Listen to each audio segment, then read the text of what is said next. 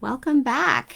Melissa Deely here, Integrative Health Practitioner, here to talk to you about it's day 8 of my Toxin series and talking about EMFs and fillings or amalgams in your mouth, as well as toxic home syndrome. These are all other places or sources of toxins in your life that you may or may not have thought about. So let's talk about the fillings in your mouth, many of which are made from mercury. And if they are, over the course of your lifetime, having those fillings in your teeth and your teeth chewing away at food constantly, they can get little tiny chips in them, and over time, mercury can slowly leak into your body. Now, it is something that we can test for, absolutely, to see what your toxic load of mercury is, as well as other metals in our hair tissue mineral analysis test. It's also something that you might want to consider having removed from your mouth. And you need to find a holistic dentist that is trained in this so that there's not any toxic exposure during the extrication of these dangerous fillings that are in your mouth. And I know there's a lot of people that back in the 70s, 80s, 90s even, were getting mercury-filled fillings put in their mouth. And it's definitely time to consider getting those removed before you start having health issues as a result of them. Or if you are having health issues, you might want to question whether that could be a factor. What is your toxic load and how is that impacting you, and what symptoms are you experiencing? It's definitely something you might want to look into. Another thing is toxic home syndrome. What is going on in your home that it can be creating toxic load on your body? So one of those is in older homes, especially in wet climates, there could be mold. And there are tests that you can do in your home to assess mold levels within the home. And mold within the home is very dangerous. For some, it might be just causing headaches, but for others, over time, it is destroying your health and can actually be triggering the onset of Alzheimer's in younger people. So people in their 40s are having symptoms that are Alzheimer's-like, and it's often triggered by mold in the home. So something that, again, if you're struggling with health as you start to get to the root cause, this may be something that needs to be considered.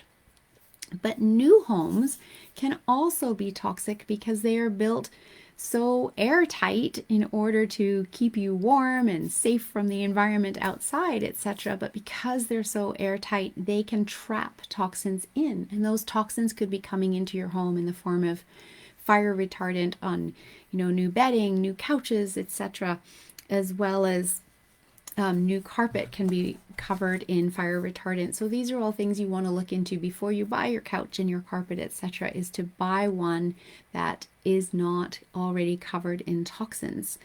So there's also the spray insulation in your home that can be toxic, asbestos, as has lead been used, etc. So these are many things that if you're building a new home and you want to keep the toxins out, you need to be having these conversations with the builder slash developer in order to be sourcing products that aren't laden with toxins. Because if many of them are, and you need to be finding those specialty providers that are offering green, environmentally friendly slash non-toxic products that you can use safely in your home.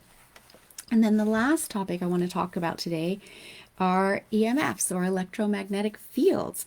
So these are coming at you from all electronic devices in your home. And let's face it, we all have many, from TVs to microwaves to coffee makers to toasters to your phone and your iPad and your computer, etc., etc., etc., right? So we are being bombarded by electromagnetic fields. And what are they doing to you? Well, it's really hard to know because we don't necessarily notice them. We certainly can't see them. Some people may feel them because, you're potentially more sensitive than others. And I know for me, when I stay in a hotel room and my phone is in the same room and near to me in that hotel room, I wake up with a headache. and I have to actually turn my phone off overnight and move it away from me if I want to avoid that headache. And of course, at home, when I have more space, my phone is downstairs and not in my bedroom. But how many people are sleeping with their phone in their bedroom close to their head?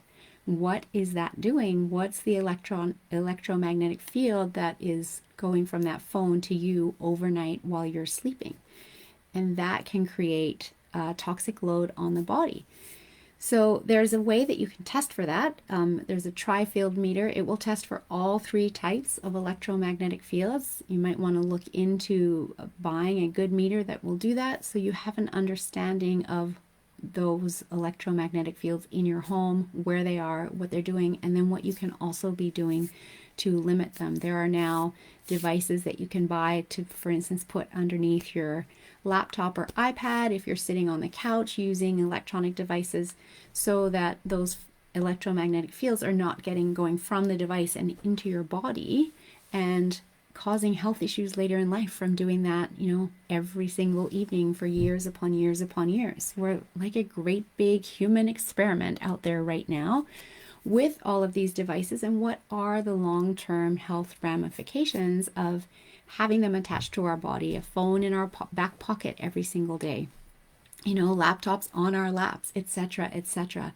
And there is science showing that these are causing damage to our internal organs, and we have to protect ourselves. And we can do that because there are, again, manufacturers that are looking out for our health and providing good quality products that will block those electromagnetic fields. But you need to be doing the research and ensuring that you're getting a good quality product and not just a $5 item off a shelf that is really no better than a piece of cardboard. Definitely something to be looking into. There will be more products coming along in this field for sure, simply because we seem to be more and more and more dependent on electronics. It's also really important to be supporting your diet in helping with these toxic loads. So a diet that is rich in antioxidants is helping undo the damage that is being done with these electromagnetic fields. If you think of it as the electromagnetic fields are causing your internal organs to essentially rust, if you think of it like the tailpipe on your car getting rust on it, the antioxidants are going through and cleaning that off and helping your cells get rid of that rust layer and boosting your health. And so eating a diet rich in antioxidant foods helps counter some of that. But there is more that can be done using devices that can block the electromagnetic field, thinking about where your electronics are in your house, keeping them out of your bedroom, because you are spending 7 to 9 hours there every single night, and not having the electromagnetic field during your sleep is really important for your health. So wanted to leave all of that with you today, things to ponder and think about, from your dental amalgams or fillings to your possible toxins in your home and toxic home syndrome, to EMFs and how they impact your body, your health, and how all of these things add to your toxic load, and how they can also be undone with a functional medicine liver detox to help boost your body's own ability to get those toxins back out, which is ultimately what we all want. So thank you for joining me here for this discussion today, and I will be back in a couple days for day 9 of my series on toxins. Until then, stay healthy, be safe.